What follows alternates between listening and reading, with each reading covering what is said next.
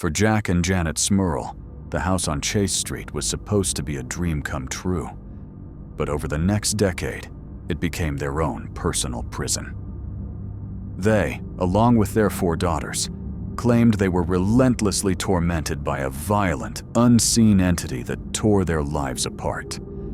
This is the terrifying true story of the Smurl family and their chilling encounter with the demonic.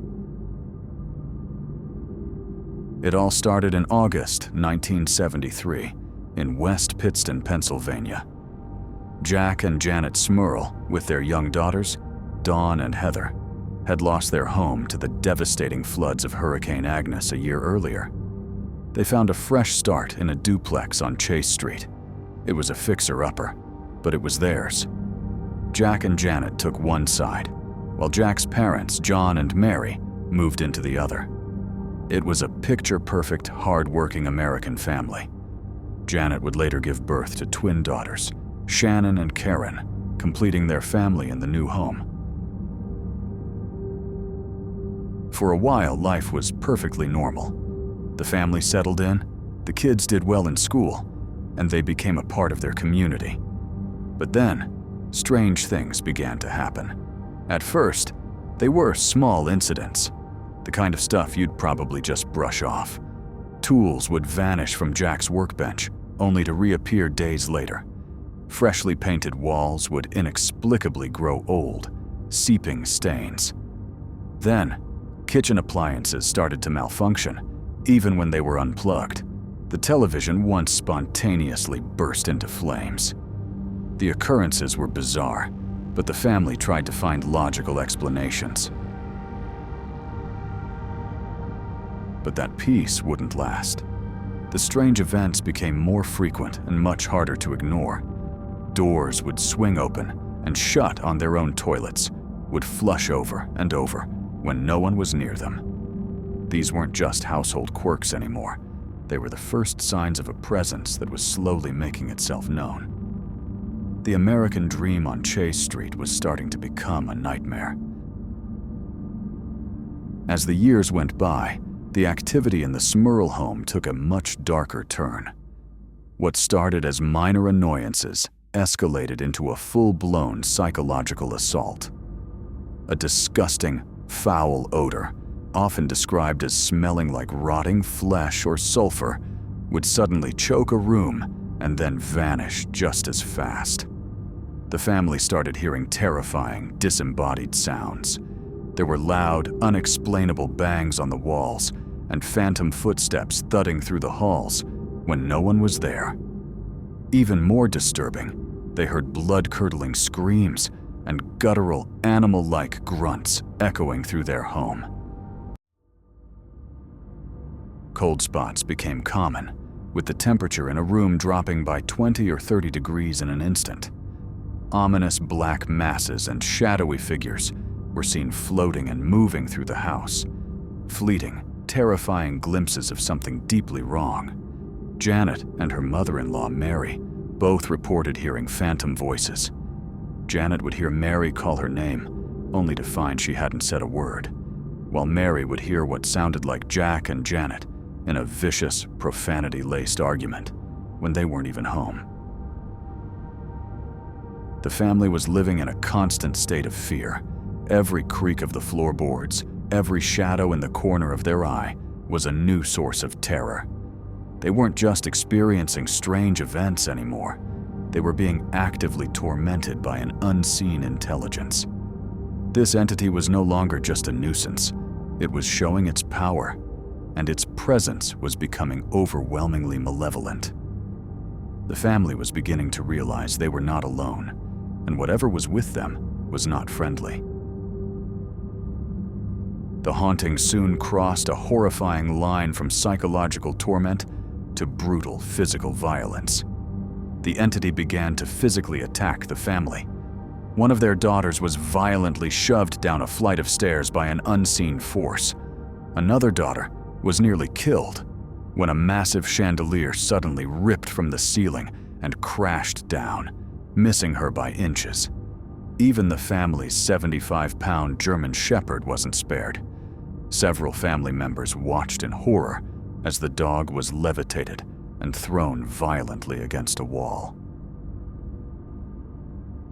The attacks on Jack and Janet became deeply personal and profoundly disturbing. Both claimed to have been sexually assaulted by demonic entities. Jack reported being attacked by a succubus, a female demon, sometimes right in the living room while the TV was on. Janet described being paralyzed in her bed at night, unable to move or scream, while she was assaulted by an invisible force as her husband slept beside her. The entity would also shake their bed violently, and Jack claimed it once bit him on the ear. In one terrifying incident, Janet said she was picked up by an invisible presence, dangled 6 feet in the air, and then hurled across the room. The constant terror took a physical toll. Jack's mother, Mary, suffered a heart attack in the house, an event the family blamed on the stress inflicted by the demonic presence they were under siege. The unseen force was intelligent, powerful, and horrifically violent. They were no longer just haunted. They were being systematically broken down by an entity seemingly intent on destroying them. The Smurls were devout Catholics, and in their desperation, they turned to their faith for help. They reached out to the Diocese of Scranton, begging for assistance. Several priests visited and blessed the home, but the activity never stopped. One priest even stayed at the house, but reported witnessing no paranormal phenomena. The church was hesitant to perform an official exorcism, a rite reserved for the most extreme and verifiable cases. Without concrete proof that met their strict criteria, the diocese refused to grant approval, leaving the family feeling utterly alone. By 1986, after more than a decade of torment, the Smurls were at their breaking point. That's when they contacted Ed and Lorraine Warren, the world's most famous paranormal investigators. The Warrens began their investigation in January of that year. On his very first visit, Ed Warren claimed he immediately felt the temperature drop by about 30 degrees and witnessed a dark, amorphous mass form in the room. He also claimed to see furniture move on its own and a mattress jump right off its box spring. The Warrens brought audio equipment and captured recordings of unexplained knocking sounds. During their investigation, a message with the words, "Get out," reportedly appeared on a mirror, which the Warrens believed was a direct command from the demon to them. Lorraine Warren, a clairvoyant, concluded that the Smurls weren't dealing with a single entity, but 4. She identified the spirits of an elderly woman, a sorrowful man who may have died in the house, and a violent young girl. But most terrifyingly, she claimed these 3 spirits were being controlled by a 4th, dominant entity, a powerful and dangerous demon. Ed Warren theorized that the Smurls were among the chosen, a term he used for families specifically targeted by demonic forces. The Warrens' investigation confirmed the family's worst fears. They were dealing with something incredibly dangerous. What would you do if the most famous ghost hunters in the world told you that a demon had chosen your family as its personal plaything? Let us know in the comments below. And if you're finding this story as chilling as we are, make sure you subscribe and hit that bell for more deep dives into true horror. With the Warrens' validation, the battle for the Smurl home only escalated. The Warrens arranged for a priest to perform an exorcism on the house. In total, 3 exorcisms were conducted, but they seemed to have little effect. In fact, the family reported that after each attempt, the paranormal activity would quiet down for a bit before returning with even greater intensity, as if it were angry. The demon, it seemed, was not going to be evicted easily. Janet claimed the entity would simply dodge the rites by moving between the 2 sides of the duplex home. Frustrated and terrified, the Smurls felt they had only one option left: In August 1986, they went public with their story. This decision turned their private nightmare into a national media spectacle. The quiet house on Chase Street was suddenly swarmed with reporters, TV crews, and curious onlookers. The family appeared on national television, sharing their harrowing experiences with a captivated and often skeptical public. While going public brought them some support, it also brought intense scrutiny and ridicule. Some neighbors became hostile, accusing the family of making it all up for money and even throwing bricks at their house. The Smurls were now trapped, tormented by the entity inside their home and judged by the world outside. With the media frenzy came a huge wave of skepticism. Paranormal researchers and scientists questioned the family's claims. Paul Kurtz, then chairman of a group for the scientific investigation of paranormal claims, publicly called the Smurl case a hoax and a charade. He suggested the family should get psychiatric evaluations, proposing their experiences could be shared delusions or hallucinations. Skeptics also pointed to Jack Smurl's medical history. He'd had surgery for water on the brain years earlier, which some suggested could have caused neurological issues. The Warrens also faced heavy criticism. They were accused of not being objective and of fueling the family's supernatural beliefs.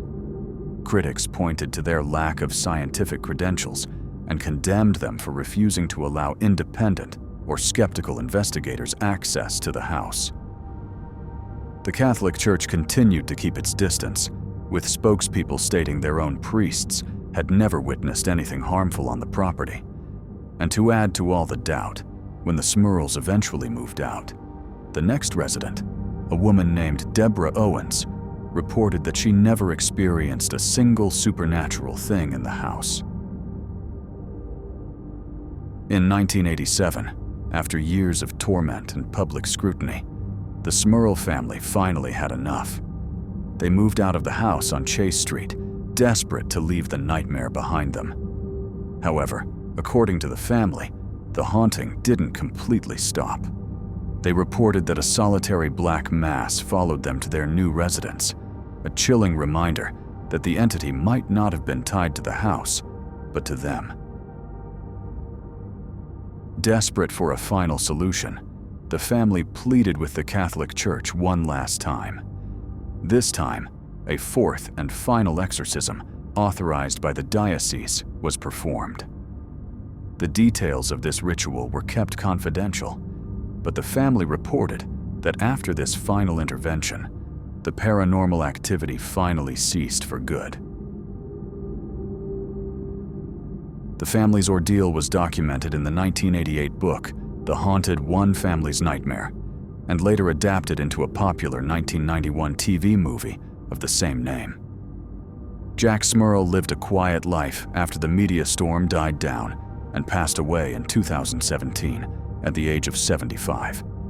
Janet and her daughters continue to live in the area, and they maintain they have remained free from any paranormal disturbances ever since that final exorcism. One of their daughters, Karen, even became a part-time paranormal investigator, hoping to help others who felt they had nowhere to turn. The story of the Smurl family is one of the most intense and well-documented haunting cases in American history. For over a decade, they claimed to endure unimaginable terror, from disembodied screams to violent physical and sexual assaults. Their ordeal drew in the world's most famous demonologists, created a media sensation, and ignited a fierce debate between believers and skeptics that continues to this day.